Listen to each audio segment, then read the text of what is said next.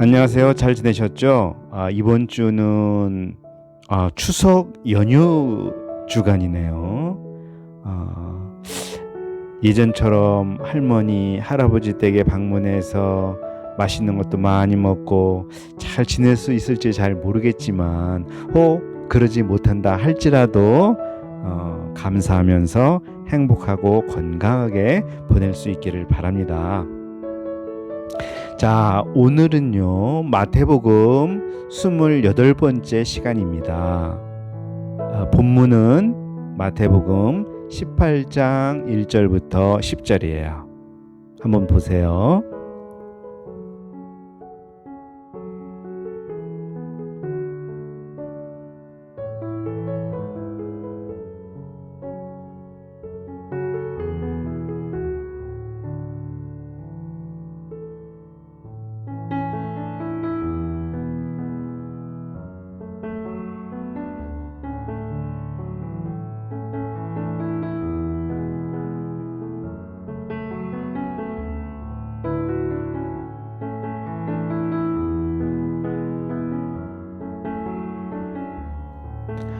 말씀 제목이 가장 큰 사람이에요. 어떤 사람? 가장 큰 사람. 가장 큰 사람이 누굴까요? TV에 나오는 서장훈 아저씨? 최영만 아저씨?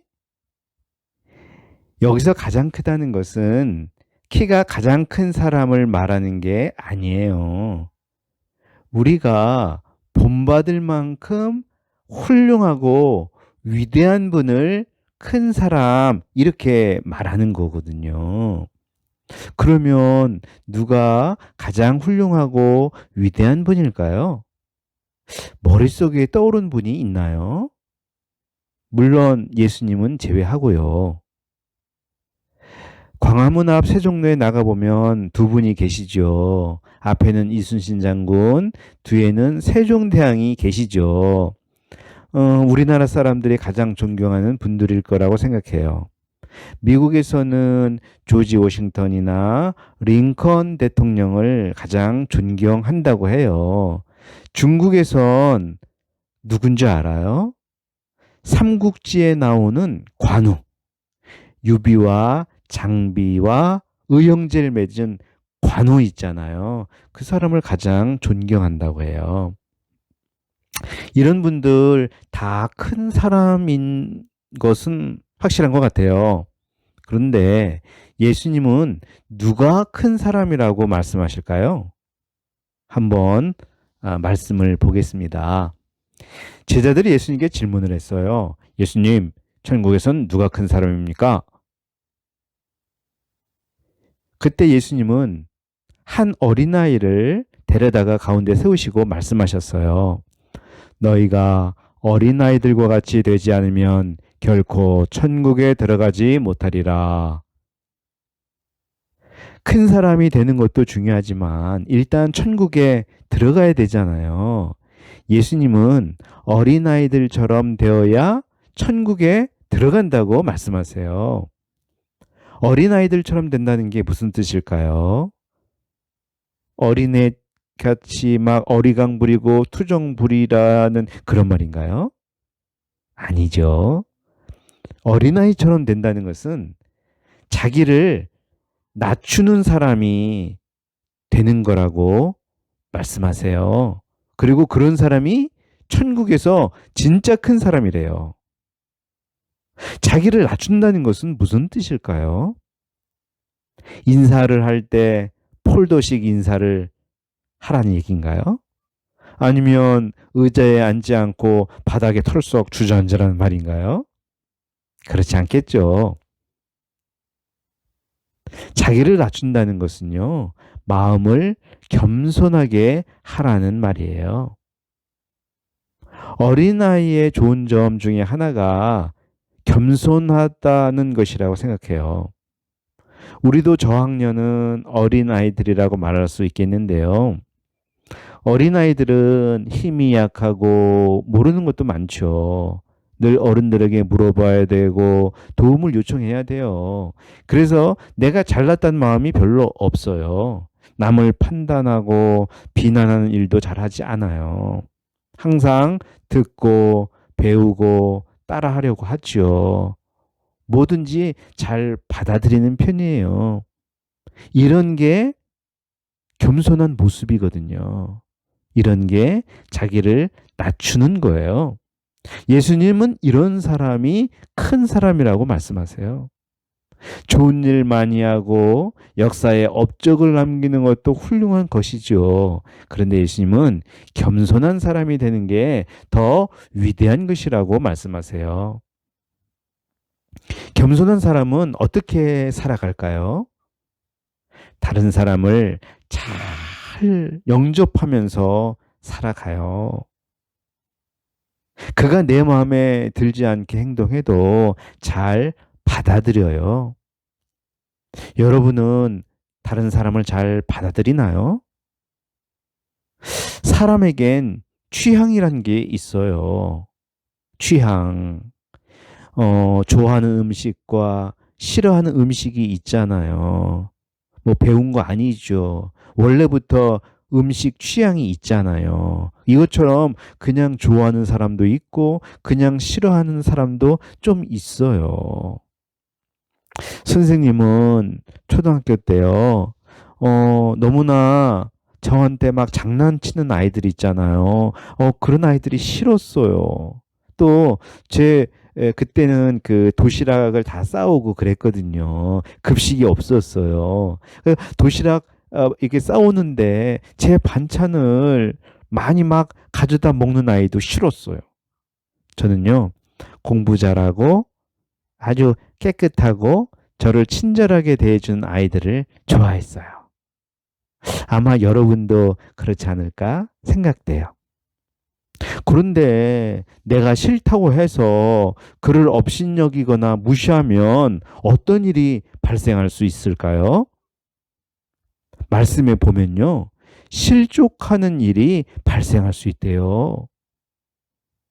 실족한다는 것은 발을 헛디뎌 넘어진다는 말이거든요. 그게 무슨 뜻이냐면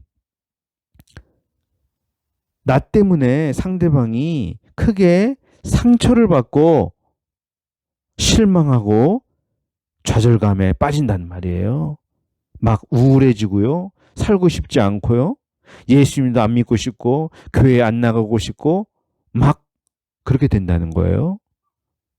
만일 네가 친구를 업신여기고 영접하지 않아서 그런 일이 발생한다면 네가 목에 맷돌을 메고 바다에 빠지는 게 나으니라. 이렇게 예수님은 무시무시한 말씀을 하셨어요. 우리는 주로 말로 친구를 실족시키기 쉬울 것 같아요. 험하고 거칠고 쌍스러운 말을 해서 친구 마음에 상처를 줄 수 있어요. 우리 말로만 그런 건 아니에요. 또 손으로도 할 수 있어요. 만일 손으로 장난을 많이 치는데 만일 친구의 그 얼굴 외모를 보고 막 놀려요. 그래서 막 눈을 찢는 신용을 한다든가 손을 얼굴에 대고 막 원숭이 흉내를 낸다거나 해서 친구가 크게 상처를 받는다면 내 손이 친구를 실족시키는 거예요.